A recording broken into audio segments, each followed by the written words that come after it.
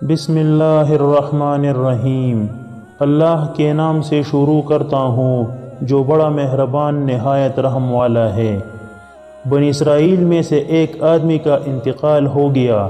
اس کے دو بیٹے تھے۔ ان دونوں کے مابین ایک دیوار کی تقسیم کے سلسلے میں جھگڑا ہو گیا۔ جب دونوں آپس میں جھگڑ رہے تھے تو انہوں نے دیوار سے ایک غیبی آواز سنی کہ تم دونوں جھگڑا مت کرو، کیونکہ میری حقیقت یہ ہے کہ میں ایک مدت تک اس دنیا میں بادشاہ اور صاحب مملکت رہا، پھر میرا انتقال ہو گیا اور میرے بدن کے اجزاء مٹی کے ساتھ مل گئے، پھر اس مٹی سے کمہار نے مجھے گڑھے کی ٹیکری بنا دیا۔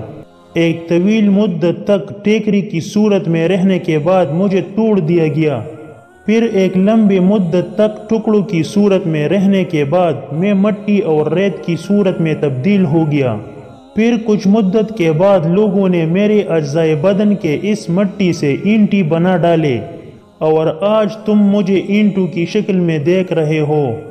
لہٰذا تم ایسی مذموم و قبیح دنیا پر کیوں جھگڑتے ہو؟